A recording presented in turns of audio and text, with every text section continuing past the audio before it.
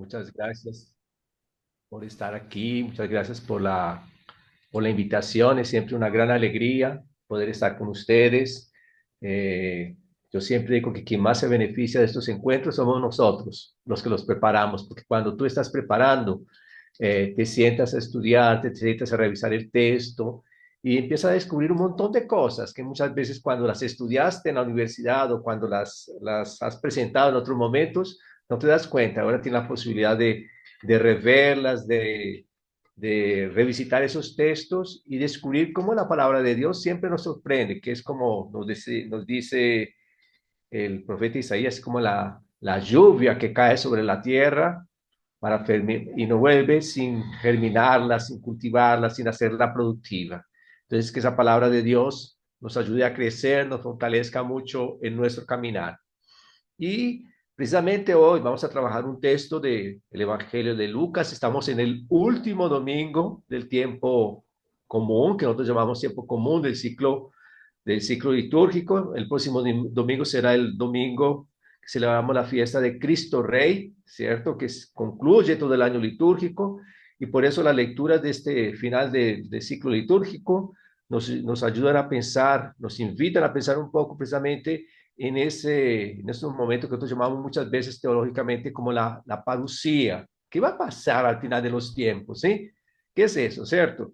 Y no podía ser más desafiador que leer ese texto de Lucas hoy, precisamente teniendo como referencia dos eventos fundamentales. Hoy también es el jubileo de los pobres. Hoy el Papa celebró en Roma el jubileo de los pobres, ¿sí?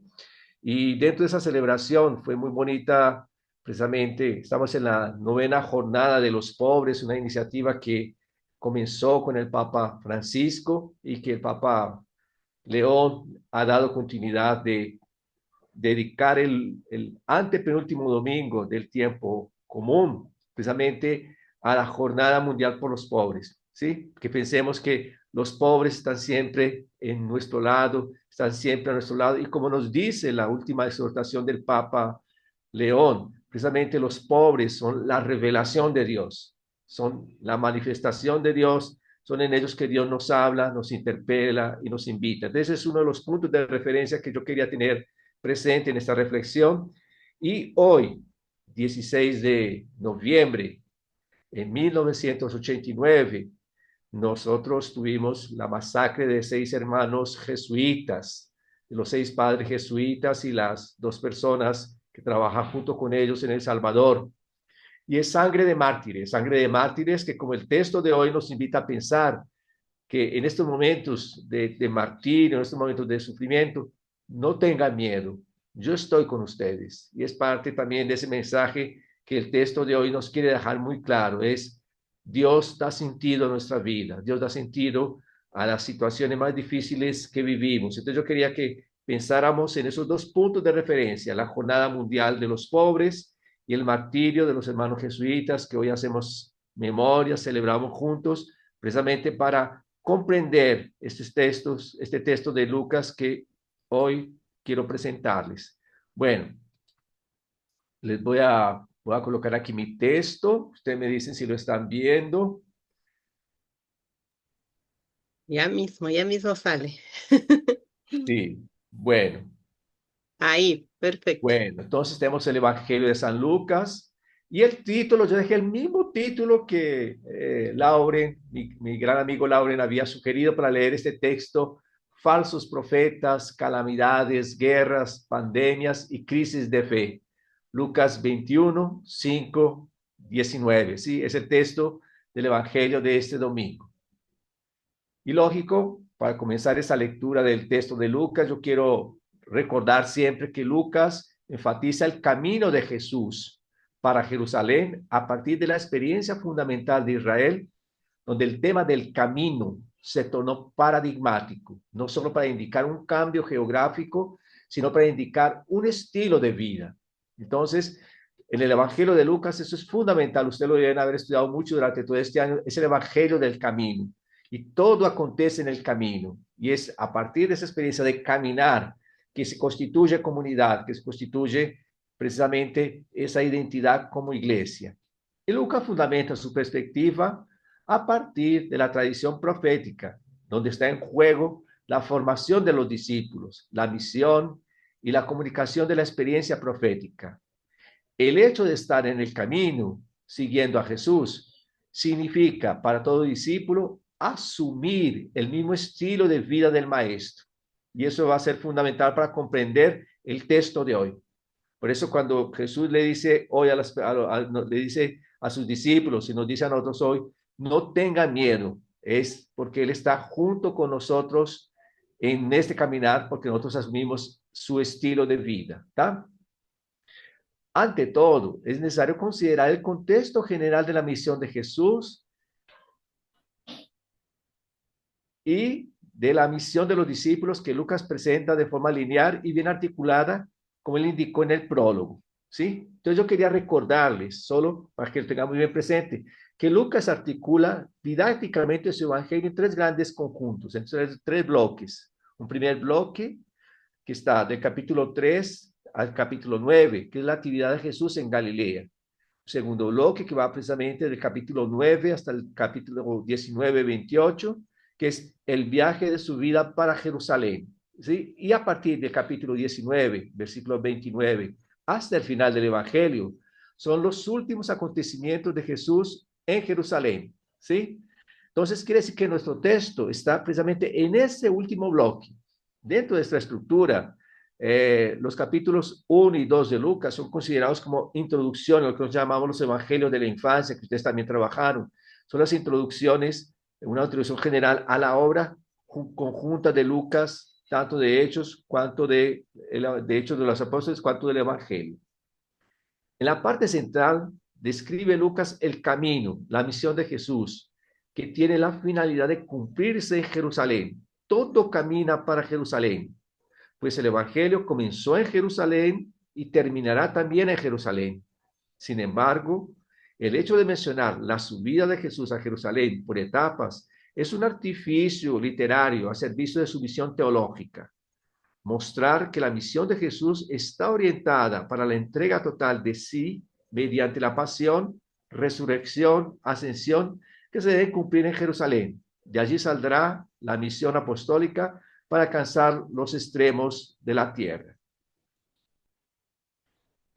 La redacción final del Evangelio, como ustedes ya saben, debe datar más o menos entre los años 80, 90 de nuestra era, y su redacción debe haberse realizado en la provincia de Acaya, que era el sur de Grecia, un gran centro cultural del mundo clásico. Inclusive ciudades importantes como Corinto y Atenas formaban parte de esta región de Acaya. ¿Sí? Platón y Aristóteles habían expuesto allí su pensamiento. El testimonio de algunos autores antiguos hablan de la situación en la que se escribió este evangelio. Tanto la obra de Irineo de León, el llamado prólogo antimarcionita, y un minúsculo manuscrito conocido con el nombre de fragmento muratoriano, nos dicen que la obra de Lucas vio la luz en la provincia de Acaya. Esta región, y esto es muy importante para comprender también nuestro texto, esta región sufrió una gran depresión. De ser el centro de Grecia, la región y sus habitantes pasaron a ser periferia, se quedaron sin nada, sin esperanza. En este ambiente social nació la primitiva iglesia, comunidad cristiana. Los habitantes procedían de diferentes tradiciones religiosas que nosotros llamamos generalmente de paganismo y eran de cultura griega. Para sobrevivir se ponían en manos de pequeños señores. Lucas les propone a Cristo como el único Señor. Esto va a ser muy importante para nuestro evangelio, para la lectura de hoy. ¿Por qué? Porque algo que marca todo el primer siglo, de prácticamente los dos primeros siglos de nuestra era, es una época, digamos así, caracterizada por una profunda depresión. Las personas andaban con un desánimo terrible, ¿sabe? Las personas no encontraban sentido a su vida. Nosotros ya lo veíamos allá al final del libro del Coele, del Eclesiastes, cuando nos dice, no hay nada nuevo bajo el sol, vanidad de las vanidades, otra forma de traducir vanidad es sin sentido del sin sentido. Todo es sin sentido, o sea, todo es vacío, inicuo. Inclusive nuestra querida Elsa Tames, una grande biblista mexicana, traduce ese término no solo como vanidad o como vacío, como vacío, como vapor, como sin sentido, sino también como mierda. Entonces dice que todo es un sentido de calamidad, de dolor, toda la cosa. Y es precisamente en ese contexto donde el evangelio va a ser anunciado para ¿qué? Para traer esperanza, para traer una nueva vida, ¿sí? Ahora, ustedes saben que el Evangelio de Lucas se fue redactando a partir de varias fuentes. Hacia el año 80, 90, Lucas redacta su Evangelio.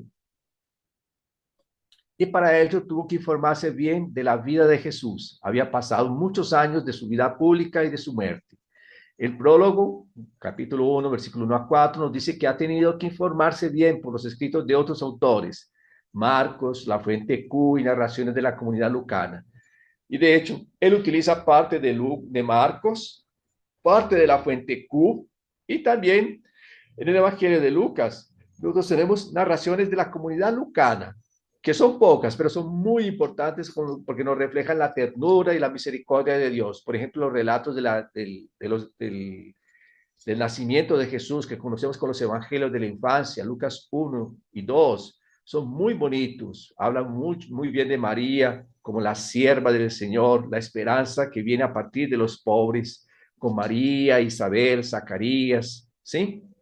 El relato del buen samaritano, del hijo pródigo, de los 10 leprosos, de Jesús y su encuentro con Zaqueo, el relato de Maús, el relato del fariseo y el publicano que leíamos también hace poco en los evangelios de los domingos, y el relato del ladrón bueno que aparece al final de Lucas, del evangelio. Son relatos típicos de Lucas, y eso nos muestra precisamente su mensaje fundamental es que Dios es misericordia. Bueno, y Lucas fijó su atención en algunos aspectos de la vida cristiana. Por eso su evangelio es el evangelio del Espíritu Santo, es el evangelio de la misericordia de Dios, el evangelio de los pobres y marginalizados, de los pecadores y perdidos, el evangelio de la valorización de la mujer, ¿sí?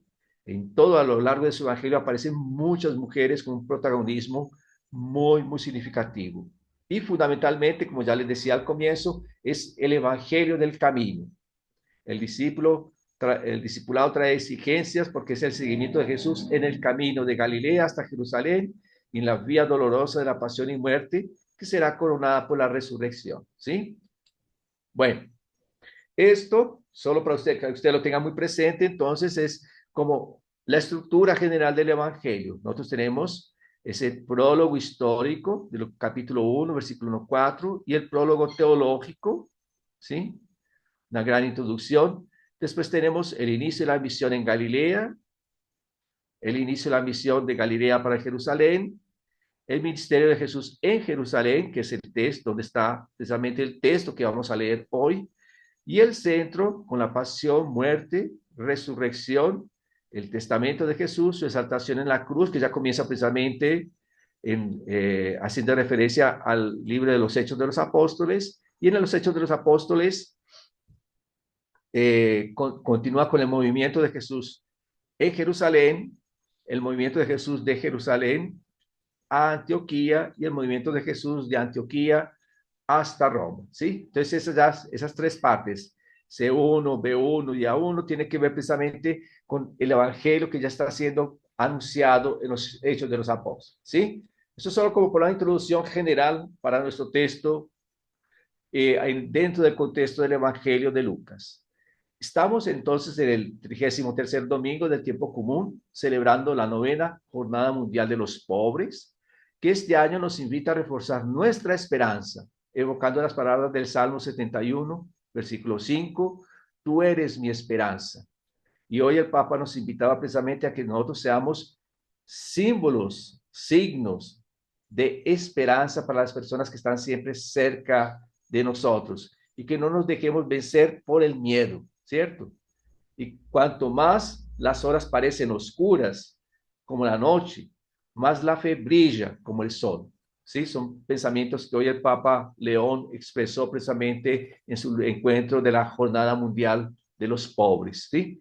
Y el texto de Lucas 19, 5, 19, que vamos a leer, disculpa, Lucas 21, aquí es Lucas 21, disculpa, Lucas 21, 5, 19, se encuentra en el tercer conjunto y debemos leerlo dentro de este contexto. Entonces es muy importante eso, leamos el texto dentro del contexto. Texto sin contexto es un pretexto. O sea, cuando nosotros nos olvidamos del contexto en que un texto se encuentra, corremos el riesgo de manipularlo. Podemos interpretarlo de forma inadecuada. Por eso es importante que este texto de Lucas 21 lo leamos dentro del conjunto del Evangelio de Lucas, no como un texto aislado, como algo que no tiene relación con las otras partes. No, el texto está muy, muy bien relacionado. De hecho, por ejemplo, nos vamos a ver, por favor, tomen su Biblia. Ustedes pueden ver en su Biblia que el texto inicia capítulo 21, versículo del 1 al 4. Nosotros tenemos un texto muy bonito, que es el encuentro, la ofrenda de la viuda pobre, ¿cierto? La ofrenda de la viuda pobre. Y después tenemos nuestro texto, que está bien estructurado. Tiene tres partecitas muy claras que yo quiero que las veamos ahora. Entonces, por favor, ¿alguien podría leer el texto? Lucas 21, 5, 19. Alcen la manita, por favor, y si no lo hago yo, pero me gustaría que participen.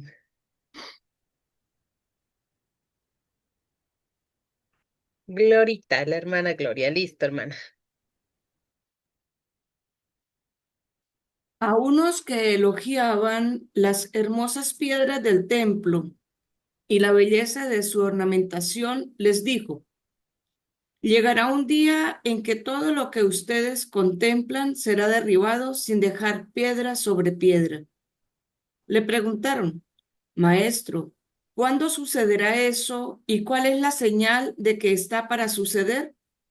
Respondió: cuidado, no se dejen engañar, porque muchos se presentarán en mi nombre diciendo: yo soy, ha llegado la hora. No vayan tras ellos. Cuando oigan hablar de guerras y revoluciones, no se asusten. Primero ha de suceder todo esto, pero el fin no llega enseguida. Entonces les dijo: se alzará pueblo contra pueblo, reino contra reino.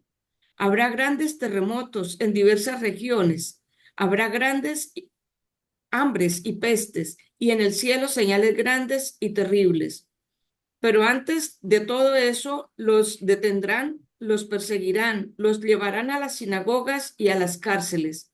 Los conducirán ante reyes y magistrados a causa de mi nombre, y así tendrán la oportunidad de dar testimonio de mí. Háganse el propósito de no preparar su defensa. Yo les daré una elocuencia y una prudencia que ningún adversario podrá resistir ni refutar. Hasta sus padres y hermanos, parientes y amigos los entregarán, y algunos de ustedes serán ajusticiados, y todos los odiarán a causa de mi nombre. Sin embargo, no se perderá ni un pelo de su cabeza. Gracias a la constancia, salvarán sus vidas. Palabra de Dios. Te alabamos, Señor. Muy bien. Muchas gracias, hermana Gloria. Miren ese texto. Miren ese texto. Antes de comenzar el análisis del texto, los invito a que vean el texto que viene antes. Miren el texto anterior. El texto anterior, Lucas 21, versículo del 1 al 4, es el texto de una viuda que lleva su ofrenda al templo, ¿cierto? Y interesante, el texto está en un sentido bastante anónimo porque no nos dice con quién Jesús está hablando. Dice, oh, levantando los ojos, observó a algunos ricos que colocaban sus donativos en el arca del templo. Observó también que una viuda pobre que colocaba 2 centavos y les dijo: Yo les aseguro que esa viuda pobre colocó más que todos, porque todos ellos pusieron donativos de lo que les sobraba. Ella, sin embargo, colocó lo único que tenía para vivir, ¿cierto? Ese texto lo conocemos muy bien, lo hemos leído bastantes veces y generalmente lo interpretamos como una digamos así, lo miramos desde la perspectiva de que la viuda fue una persona extremadamente generosa, ¿cierto? Siempre nosotros leemos el texto a partir de la generosidad de la viuda, ¿sí? Y de hecho, por ejemplo, en el texto, Jesús está reconociendo eso, Jesús está reconociendo la generosidad de la viuda. No en tanto el texto, entonces, yo les quiero colocar eso muy claro. La ofrenda de la viuda nos presenta dos perspectivas de lectura. Nosotros podemos leer ese texto desde la entrega de la viuda, o sea, la generosidad de la viuda, que es generalmente la perspectiva que nosotros más comúnmente asumimos. Decimos que, mire, cómo Jesús admira a las personas pobres y la pobreza de la viuda que entrega todo lo que tiene, ¿cierto? Y esa es una lectura totalmente válida y una lectura muy coherente con el texto. Sin embargo, nosotros también podemos leer el texto y es la puerta de entrada que nos va a permitir también comprender el texto nuestro desde una perspectiva desde la denuncia del templo. ¿Qué quiere decir esto? El templo funciona como un sistema tan opresivo, y que termina despojando a los pobres hasta de aquello, de lo poco que ellos tienen. O sea, el templo, y entienden aquí por templo, el sistema religioso de la época de Jesús, funcionaba tan perfectamente que terminaba robándole a los pobres hasta lo poco que tenían para vivir. Y en ese sentido, el texto es para nosotros una denuncia de un sistema religioso que empobrece mucho más a las personas, ¿sí? Esa perspectiva que yo le estoy colocando ahora, esta segunda perspectiva va a ser más desarrollada precisamente aquí, en el texto de Lucas 21, 5 y 19. El templo, en este caso, el templo es destruido porque perdió la razón de ser. El templo arranca del pobre lo poco que él tiene para vivir. En ese sentido, el templo cumplía varias funciones. El templo era un centro económico para recoger los impuestos, un centro de articulación política. Él expresaba precisamente la convivencia, el pacto que había entre Jerusalén y Roma, específicamente entre el Imperio Romano y las autoridades judaicas, las autoridades religiosas, y el templo cumplía la función religiosa, el lugar donde el pueblo siempre se reunía para rezar. Ahora, Jesús condenó el templo porque lo entendió como expresión de una religión de bandidos y de sacerdotes.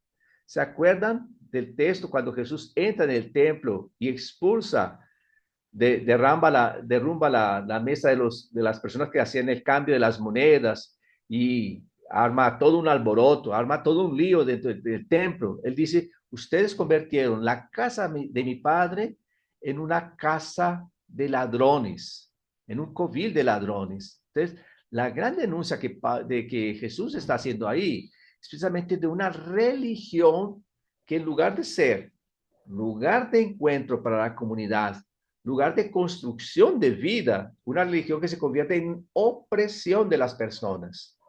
Y en este caso, por ejemplo, cuando leemos en ese contexto el texto de Lucas 21, 1, 4, nos muestra una viuda que con toda generosidad lleva su ofrenda, pero por el otro lado nos muestra también un templo que es tan inhumano, tan deshumano, que roba de los pobres hasta lo poco que tienen, ¿sí? Ese es un sistema religioso que Jesús está denunciando en este momento, ¿sí? Ahora, todo el texto de Lucas 21, 5, 19 es un texto con un lenguaje apocalíptico, ¿sí? Y por eso tenemos una cierta dificultad para identificar en él cuál es el mensaje de Jesús y cuál es el mensaje de la comunidad, ¿sí? Queda muy claro, estamos en un tiempo de crisis y en tiempo de crisis en un tiempo de testimonio. Asumir el proyecto de Jesús y su solidaridad con los más necesitados exige precisamente esa nueva perspectiva. Bueno, mas yo quería escucharlos un poco antes de comenzar la interpretación que yo les quiero proponer de este texto. ¿Qué les llamó la atención del texto? Vamos a ver, ¿qué les llamó la atención? Vamos entonces abriendo pantallas, los que deseen abrir, y si no, podríamos también levantar la manito por reacciones. Nelly, de ahí la tenemos una. Los que no sabemos mucho de tecnología, levanten la manito que entre todos nos vemos. También podemos escribir y para mi gente querida del Facebook, también ahí pongan su comentario y nosotros lo leemos. Nélida, te escuchamos. Sí, a mí me llama la atención, por ejemplo, que dice no crean en falsos profetas, porque eh, les van a anunciar cosas que no sucederán, ¿no es cierto? Entonces, hoy por hoy también existen esos falsos profetas, si los ponemos a comparar, ¿no es cierto? Y también nos dice, el único que sabe la fecha del final es nuestro Padre. Así que eso es lo que me llama la atención. Bueno, Gracias. muy bien, gracias Nérida. Eso, no le prestar atención a los falsos profetas. Sí, muy bien, muy interesante. Bueno, ¿qué más? Héctor, por favor, desde Perú.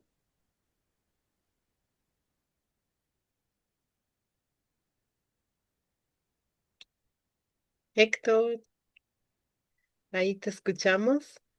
Muy buenas tardes con todos hermanos y hermanas. Nuevamente un gusto de estar nuevamente con ustedes. Factor tiempo, la pastoral que no me abarca. No, referente al tema no, de Lucas 21, desde el primer capítulo, ¿no? Cuando dice Jesús ve a la mirada la exposición de las ofrendas. En ese tiempo, pues había una anciana, ¿no? Que dio lo más profundo que tenía, lo más poco que tenía, pero ese poquito se convirtió en grandezas, ¿no? A veces nosotros, ¿no? Damos a los demás lo que nos sobra y lo cual no es así. Todo que sea, como decimos, bueno, acá en Perú hay la moneda de 10 céntimos, ¿no? O ya puedes decir en 10 pesos o 10 dólares, 10 céntimos de dólar, ¿no? Darlo con amor, con cariño, sería algo es maravilloso, es como si hubiese dado millones, ¿no? Y acá entonces también dice en el 3, ¿no? Me bajo, es verdad lo que les digo, esa viuda sin recursos ha dado más, ¿no? Que nosotros, a esto se refiere que en nuestra vida espiritual no demos el tiempo que nos sobra, ¿no? Hoy tengo tiempo y voy a dedicarme a Dios o a hablar a los demás. No, con ese poquito que podemos dar, damos mucho y damos a conocer. Si cada uno de nosotros nos dedicáramos que sea media hora, una hora, a evangelizar, a predicar como debe ser, como dijo nuestro santo Papa, ¿no? San Juan Pablo II, ¿no? Vayan e evangelicen a doquier. ¿No? Y en ese tiempo, pues también nuestro hermano Papa León XIV lo está diciendo, ¿no? Independientemente, si yo estoy acá visitando, vayan, evangelicen, den todo eso que ustedes tengan. En sí encierra como la viejita de no, que dio algo, que dio ese pequeño centavo. No dice, vayan, ese poquito granito que ustedes sepan, que ustedes saben, que aprendemos de estas clases, vayan y dénselo a los demás, publíquenlo, digan, hasta acá estoy, ¿no? Y en el capítulo 21, ¿no? Es tan grande, dice, ¿no? Que estén en Judá, que huyan a los montes, de los que estén dentro de la ciudad, que salgan y se alejen, en los que estén en los campos, no vuelvan a la ciudad. Para Muy mí, bien. Muchas gracias, Héctor. gracias. Muy bien. Vamos a ver. Rapidito, vamos a ver, vamos rápido, ¿sí? Perdón, me Gracias. explayé. A ver, ¿quién? Mariana. Por si quiere- Tengo para leer, para poder hacer para un... que todos vamos a compartir un poquito. Sí, a ver, por acá ya se me perdió. Nos dice María. En el texto se narran tiempos caóticos, pero también insiste en que no es el final. Esas situaciones son transitorias. Rocío nos dice, lo que siempre me llega de este texto es cómo Jesús siempre resalta cómo los pobres son más generosos y saben compartir. Ellos no dan de lo que les sobra, ellos comparten. Muy Muy bien. bien, y acá le tenemos a Martita, no sé, Carlos Mario, si una más o dos más, como tú me digas. Más una persona, algo más. Hay dos personas que tienen manos levantadas, Rosa y Almat. Rápido, Listo. ¿sí? Martita, por favor. ¿Cómo le va, Carlos? ¿Cómo están? Bien, gracias. Dígame, a ver. Bueno, mi reflexión es la siguiente. Voy a rememorar cuando Jesús dijo, cuando él sabía su destino, su final, que no los iba a dejar solo, que le iba a mandar un ayudante, el Paráclito. Efectivamente llega el Espíritu Santo en forma de lenguas de fuego. Él los iba a asistir, él los iba a ayudar en todo, él los iba a guiar. Y fíjese en el capítulo 21, en el versículo 15 de mi traducción, dice, tenga presente que no deberán preocuparse entonces por su defensa, pues yo mismo les daré la palabra, la sabiduría, y ninguno de sus opositores podrán resistir ni contradecirles. Es evidente que acá está actuando el Paráclito y nada más. Muy bien, Gracias, muchas gracias. Carla. Gracias, Carlos. Muchas gracias. Muy bueno ese Felicitaciones. aporte. ¿Sí? Ujú. Rosa, Gracias. Buenas tardes, mucho gusto y muchas gracias. La perspectiva que planteas de tomar el Evangelio, este texto como de crítica al templo, me hace comprender que toda la calamidad que señala en todo el texto, ¿no es cierto? Que desde a partir de los engaños, a partir de los falsos profetas, las guerras, la persecución, la tragedia que vive el pueblo, es justamente a causa de tanto tiempo de este templo o de este sistema religioso opresor que no ha venido proclamando, anunciando, evangelizando la palabra de Dios, la alianza de Dios con su pueblo, sino todo lo contrario. Por eso toda la calamidad es porque el templo ha dejado de tener su función de arraigar en el pueblo la conciencia de su alianza con Dios. muy bien, Rosa. Muchas gracias. Muy amable, ¿sí? Muy bien. Gracias. Bueno, perfecto. Miren, sus aportes son geniales, son fundamentales para comprender el texto. Entonces, sin duda. Entonces, retomando eso que ustedes acaban de decir, entonces, el primer texto de la viuda, sin duda, nosotros podemos leerlo desde esa perspectiva de la generosidad de la viuda. Y como nos dijeron varias personas aquí, los pobres son mucho más generosos. Jesús reconoce esa generosidad porque ellos dan de lo que tienen para vivir, no de lo que les sobra. Como nos resaltaba también el obispo Héctor y otras personas, Eso es fundamental, reconocer la generosidad de las personas que inclusive entregan su tiempo, donan todo esto, ¿sí?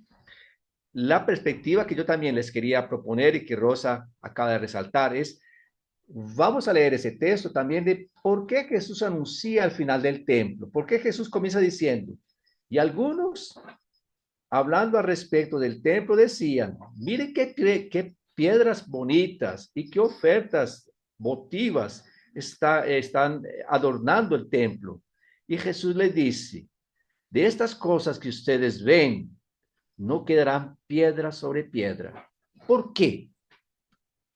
¿Por qué lleva el templo?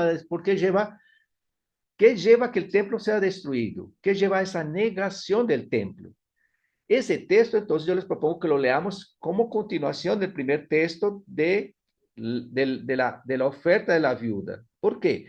Porque el templo se convirtió en algo que deshumanizaba a las personas. El templo se convierte para Jesús en una estructura que empobrece a las personas, ¿sí?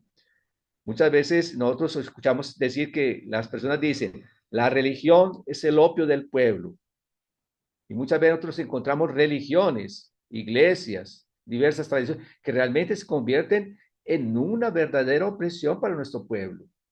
Hay veces que escuchamos predicaciones de padres, pastores, religiosos, religiosas, que en lugar de ayudar a construir la vida, a fortalecer la vida de las personas, terminan colocando sobre las personas pesos mayores, terminan culpabilizándolas, terminan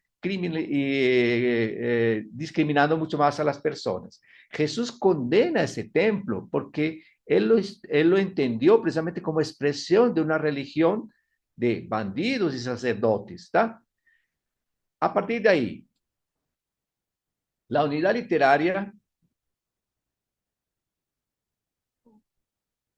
espera, aquí cerca de mí hay un gato que está obstaculizando mi mouse. Entonces, ¿está? El gato le gusta el ratoncito, entonces está encima de mi ratón, ¿está? Bueno, la unidad literaria al final de Lucas es muy extensa. La misma idea se repite en Lucas 19, capítulo 47, 48, y en Lucas 21, 37, 38. Son el contexto, es de controversias en torno al templo, ¿sí? Ese es el contexto. Entonces, miren, este texto que nosotros tenemos que leerlo en continuidad desde el capítulo 19, 47, hasta el final del capítulo 21, 38. Que miren precisamente cómo termina ese versículo 38, ese capítulo 21, versículo 38. Precisamente, ¿cómo termina diciendo? ¿Cómo termina el anuncio? Él va a terminar precisamente anunciando un mensaje de esperanza, que yo quiero retomarlo al final, ¿sí? Sin embargo, ya en tiempos de Lucas, el templo había sido destruido y también Jerusalén. O sea, cuando el evangelio es escrito, cuando Lucas escribe para su comunidad, todo esto ya no existía. Todo eso es visto por muchos como una suerte del final del mundo, ¿sí?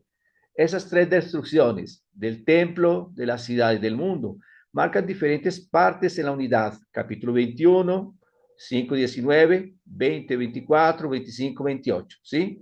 Y en ese versículo 28 es que yo les digo que ustedes van a tener un mensaje muy interesante que ustedes van a leerlo después. Cuando estas cosas estén aconteciendo, levanten sus cabezas y levanten sus cabezas porque se aproxima su liberación, se aproxima su redención. Es el final de estas unidades.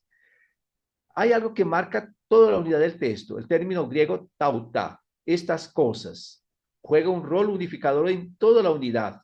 Aparece en el verso 6, verso 7, 9, 12, 28, 31, 36.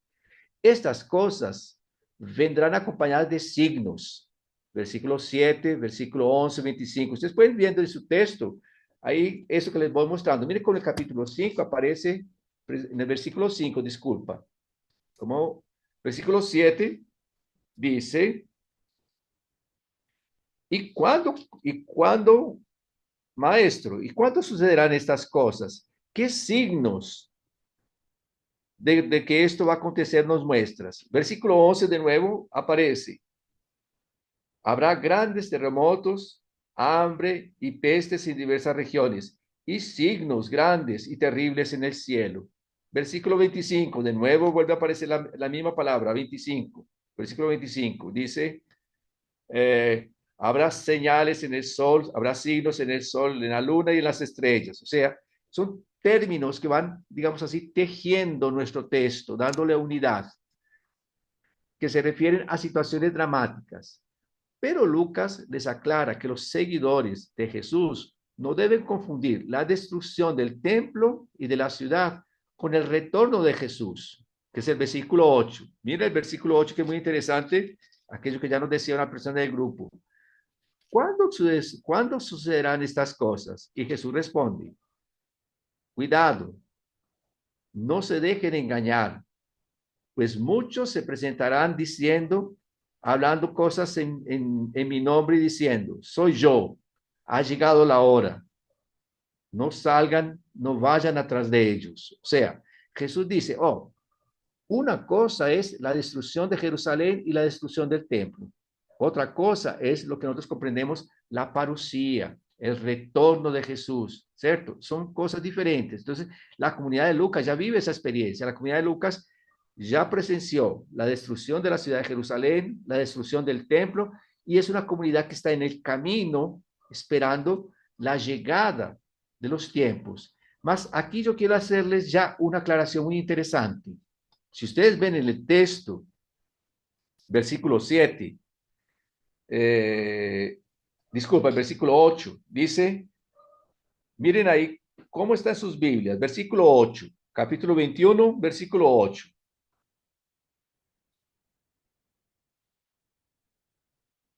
¿Quién lee, por favor? Martita.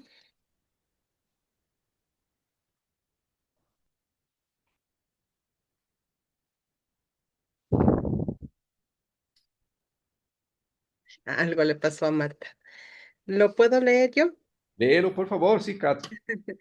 Él contestó, estén atentos para que no los engañen, porque muchos vendrán en mi nombre diciendo, yo soy, ha llegado la hora.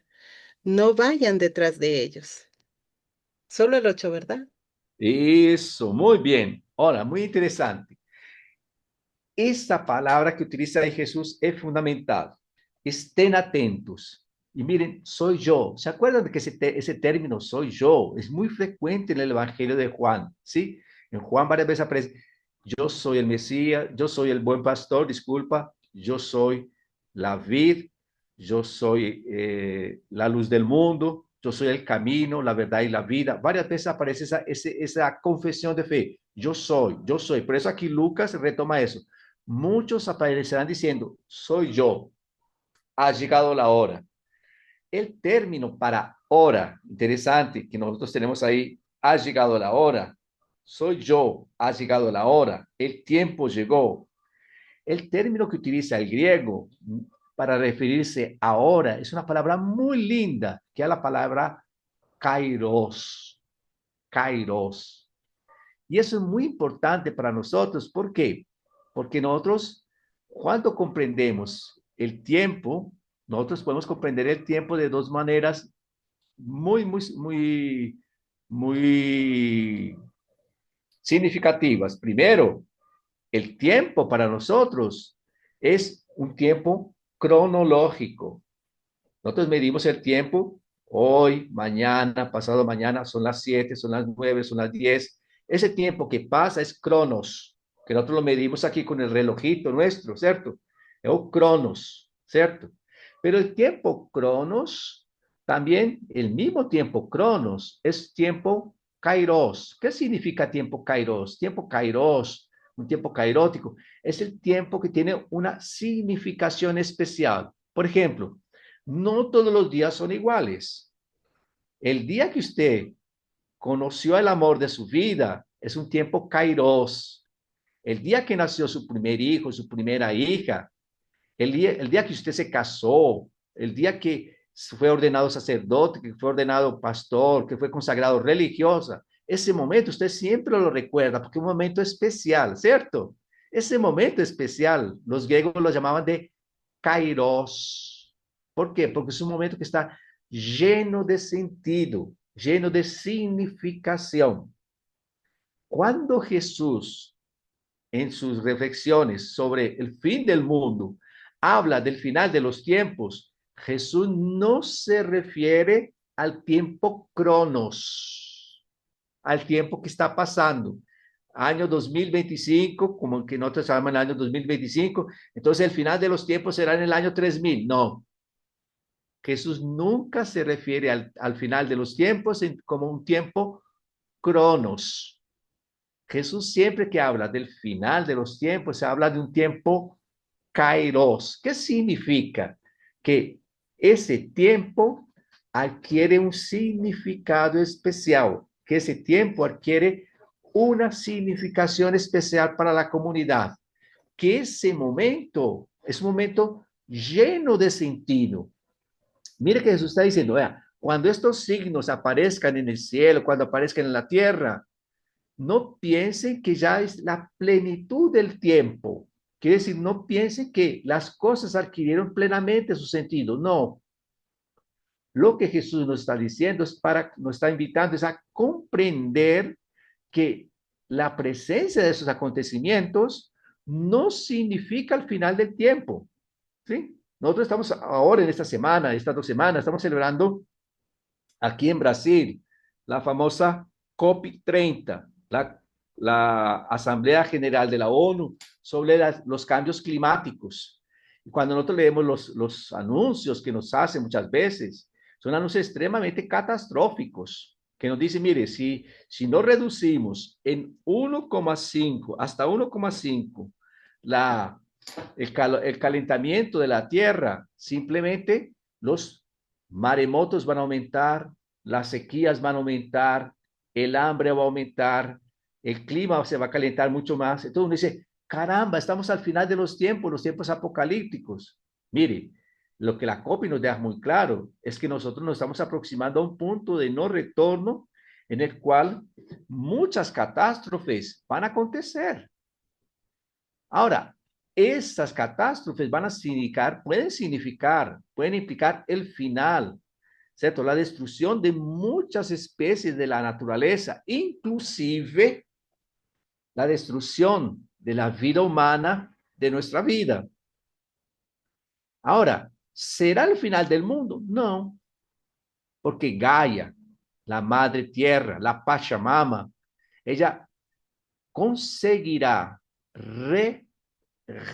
restablecerse sin nosotros, sin nosotros los seres humanos. Entonces, lo que nosotros podemos comprender es que, sin duda alguna, el final del mundo algún día llegará, ¿cierto? ¿Por qué? Porque algún día el planeta, sabemos que el Sol, de aquí a unos 5.000 millones de años, va a explotar, es una estrella que va a explotar, y de aquí a 5.000 millones de años, esa estrella perderá todo su poder y va a explotar. Mas pueden estar tranquilos, de aquí a 5.000 millones de años nosotros ya no estaremos aquí. Entonces nosotros no sufriremos esas cosas. Pueden estar tranquilos que nosotros no seremos testigos de esas cosas, ¿cierto?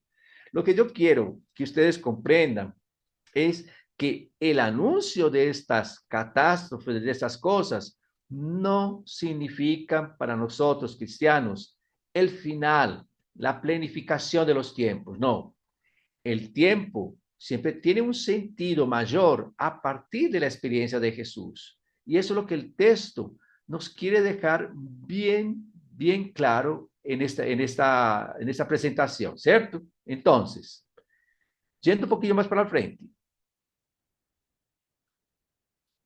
La unidad literaria del final de Lucas es muy extensa. Bueno, eso ya se los había dicho, disculpa. Aquí.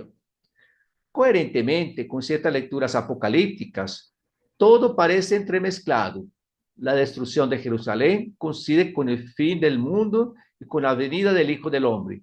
Lucas expresamente pretende desmontar este imaginario. Para Lucas, el final del mundo no coincide con la venida del Hijo del Hombre. No, para él no es que sean momentos, no es que sean cosas que van a suceder una después de la otra, no. la destrucción de Jerusalén ya ocurrió. El final del mundo todavía no. Y la expectativa de la venida del Hijo del Hombre fue aprovechada por ciertos personajes. Por ejemplo, podemos ver en Hechos capítulo 5, 37, 36, 37, pero todavía tampoco ocurrió. Falta un poco aún. El fin no es inmediato, como nos dice en el versículo 9. Los momentos de confusión son alentados por falsos rumores, algo semejante a lo que motiva al discípulo de Pablo a escribir la segunda carta a los tesalonicenses. No hace falta ver los conflictos presentes como indicios de un fin inminente. Marcos los había presentado metafóricamente como los dolores de parto. Lucas parece haber visto esos indicios no como anuncios del final del mundo, sino de la destrucción de Jerusalén, algo que, como se dijo, ya había ocurrido. Lucas destaca que algunos, probablemente los discípulos, hicieron referencia a los adornos del templo con bellas piedras y ofrendas, que son anátema. Lo que cuenta para ellos del templo no es su sentido, ser casa de oración, sino el esplendor. Esa es la destrucción que Jesús está colocando aquí en evidencia. Y eso es muy importante para nosotros. Mire, Jesús, las personas le dan la importancia diciendo, mire qué templo lindo, mire qué piedras, qué adornos tan bonitos. Jesús les dice, eso no es fundamental. Eso no es lo más importante. El templo tiene una función. El templo tiene la función de ayudar a las personas a reunirse como comunidad delante de Dios. Era la Cajal Yahvé del Antiguo Testamento, la eclesía de que nos habla el apóstol Pablo, la eclesía que se reúne delante de Dios para dar gracias, para fortalecer su vida, su caminar. Ese templo para Lucas perdió su sentido, porque él ya no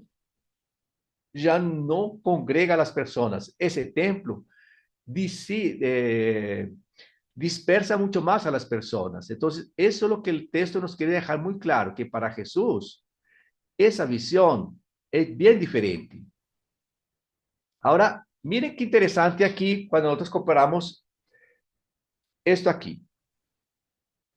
Las autoridades paganas y judías perseguirán a los discípulos de Jesús. Esta es una ocasión de dar testimonio de Jesús y no deben preocuparse por su defensa, ya que el mismo Cristo les dará la elocuencia oportuna. En 12:12 lo hará el Espíritu Santo, como nos decía nuestra hermana ahora, ¿sí? Como nos decía que cada vez que nosotros hablamos, no nos preocupemos de lo que vamos a decir, porque el Espíritu Santo nos iluminará. En Hechos, estas cosas que son enunciadas en Lucas son atestiguadas ya como ocurridas. Los apóstoles son apresados, son torturados y comparecen ante las autoridades. Miren qué interesante. Veamos más gráficamente esa relación entre el anuncio y el cumplimiento. Miren lo que está anunciado en Hechos, en Lucas 21, 12, 16. Les echarán mano. Aparece en Hechos de los Apóstoles, capítulo 3, capítulo 4, versículo 3. ¿Alguien tiene el texto?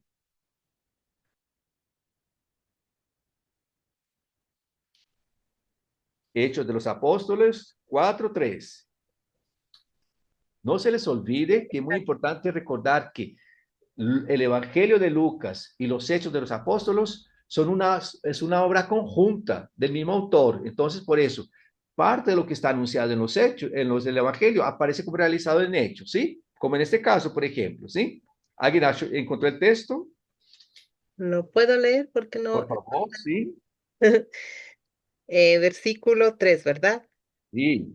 Los arrestaron y los metieron en la cárcel hasta el día siguiente, pues era Perfecto. Y el 5:18, Katy. 5:18. Vamos, la Biblia más rápida del oeste. Sí.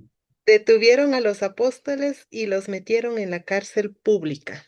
Perfecto. Y miren en nuestro texto como decía, los perseguirán y les echarán mano, ¿cierto? Lo Sí. que está anunciado en el Evangelio de Lucas aparece realizado en los Hechos de los Apóstoles. los perseguirán. Aparece en el capítulo, en el Hechos de los Apóstoles, capítulo 9, 4. ¿Quiere leer, por favor? Animémonos a participar. Ahí está Martita. Muy bien. Por favor, Marta. Carlos, repetime el 4, Hechos, capítulo 9, 4. 9, 9, 4. Perdón. Ahí estoy. Ahí estamos, ahí estamos. 9, 4. Cayó al suelo y oyó una voz que le decía: Saulo, Saulo, ¿por qué me persigues? Perfecto, muy bien. Mire, y en ese mismo capítulo, capítulo 9, versículo 2, ¿qué nos dice? Que Y le pidió poderes escritos para las sinagogas de Damasco, pues quería detener a cuantos seguidores del camino encontrara, hombres, mujeres, y llevarlos presos a Jerusalén. muy bien. Y mire, usted los llevarán a la cárcel. Aparece en 5:19, en 8:3, en 12:4 y en 16:23. Miren 16:23, por ejemplo. 16, 23. Sí, Ahí voy, ahí voy. Lo tengo. 23. Después de haberlos dado muchos golpes, los echaron a la cárcel, dando orden al carcelero de vigilarlo con todo cuidado. perfecto, muy bien. Los llevarán a las cárceles, así como aquí nos dice que a Pablo lo llevan después de haberle dado muchos golpes, los llevaron a la cárcel. Oh, los denunciarán delante de los reyes. Capítulo 25, 13. ¿Cómo, Carlos? 25, 13.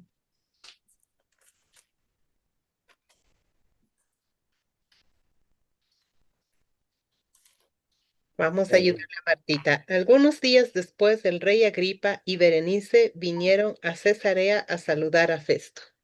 Perfecto, muy bien. Gracias, Katy. Y los llevarán delante de los gobernadores, ¿cierto? Tal como aparece en el versículo, en el capítulo 23. Oh, por causa de mi nombre, muy interesante, ese por causa de mi nombre, ¿sí? Por causa de mi nombre ustedes serán perseguidos, ¿sí? Aparecen Hechos de los Apóstoles 4:7, 4:10, 17 y 18. ¿Quiere leer 4, 17 y 18? Lo tengo, Sí, pero para que no se siga divulgando entre el pueblo, los amenazaremos para que no vuelvan a mencionar ese nombre a nadie. Los llamaron y les prohibieron terminantemente hablar y enseñar en nombre de Jesús. muy bien, perfecto. Y los llevarán delante de esas personas para que ustedes den testimonio. Aparece ahí, en Hechos, capítulo 3:15, Hechos 4:33, Hechos 5:32, Hechos 20:26, Hechos 26:22. Vamos a ver uno del medio. 5:32.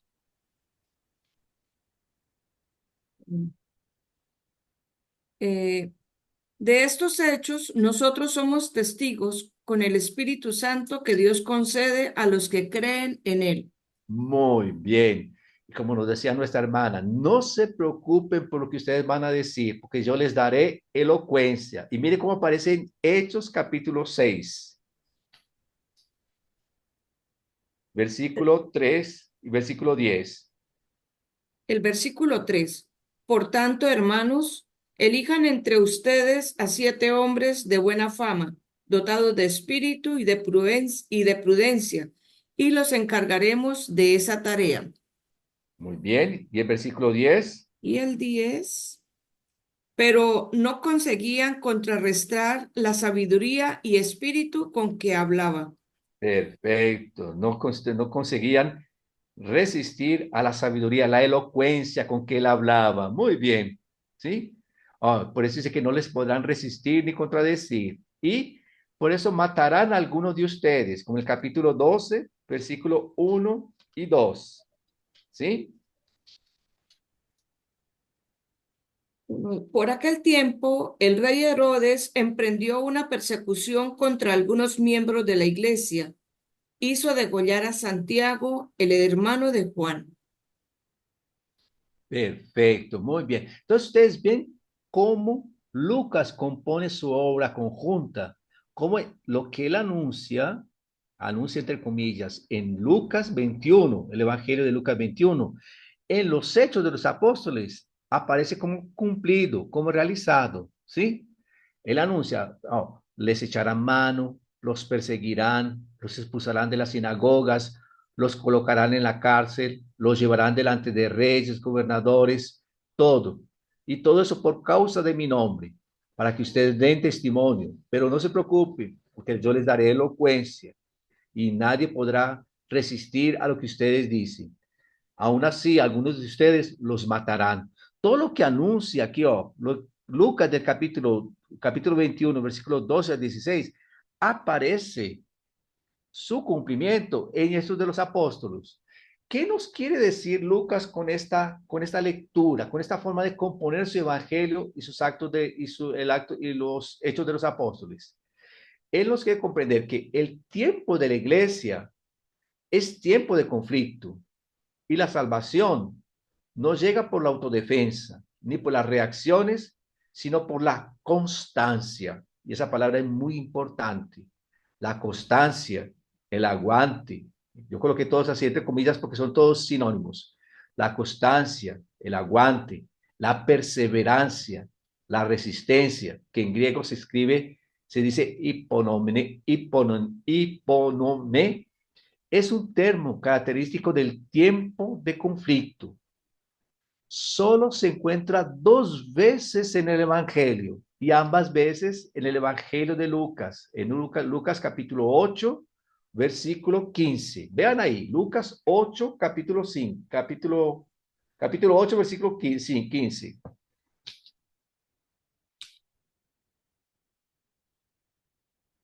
¿Encontraron? Ya se me fueron mis lectores, pero aquí lo tenemos. Estos bajaron y oraron por ellos para que recibieran el Espíritu Santo. Tú leíste Hechos, ¿cierto? Sí. Lucas, el Evangelio. Ay, perdóname. Lucas 8, 15.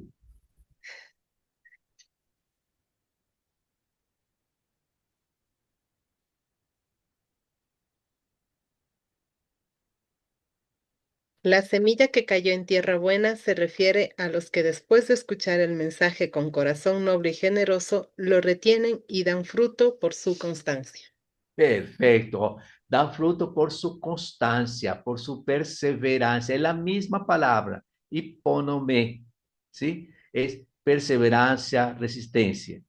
Ahora, este término que aparece solamente 2 veces en los evangelios, es muy frecuente en el libro del Apocalipsis. En el libro del Apocalipsis aparece 7 veces y en escritos de Pablo, y en escritos de influencia de Pablo también aparece 6 veces en Romanos, 3 veces en la segunda carta a los Corintios. Bueno, ¿está? Ahora, la constancia permitirá ganar la vida. Es interesante que el verbo ganar tiene connotaciones económicas, como se ve en otras partes de la obra de Lucas. Aquí debe destacarse que estas ocasiones son totalidad de veces que todo más se encuentra en Lucas y Hechos, todas las que yo coloqué ahí, ¿sí? Todas, como se ve, entendidas en sentido económico. La relación entre la vida y las posesiones es habitual en Lucas, ¿sí? Lo que Lucas propone es ganar la vida para lo que es necesario, estar dispuestos a perderla, lo que es precisamente lo que ocurrirá a los cristianos, pero que en la resistencia darán testimonio, ¿sí?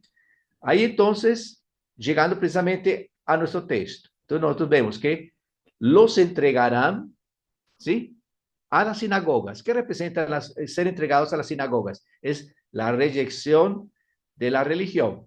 Ustedes serán rechazados por las religiones tradicionales, por la religión de la época. Los llevarán delante del Estado, de los reyes y de los gobernantes. Un rechazo, una resistencia que los cristianos van a encontrar precisamente delante de los estamentos constituidos por los gobernantes, por los reyes, ¿cierto?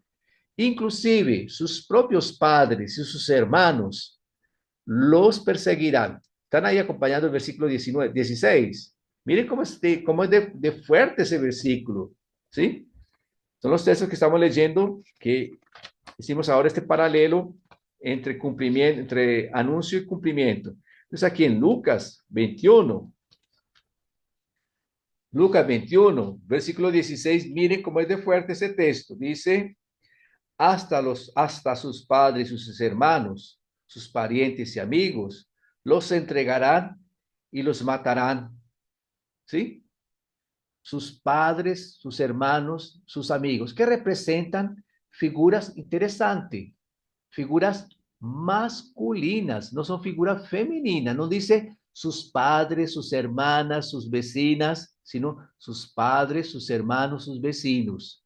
Es una estructura patriarcal. O sea, aquí nosotros tenemos precisamente cómo el cristianismo, la experiencia de los seguidores del camino, él estará en oposición, vivirá esa posición entre la religión tradicional, representada por la sinagoga, el Estado, representado por los reyes y los gobernantes, y una estructura social conocida como patriarcado, representado por los padres, los hermanos, los vecinos.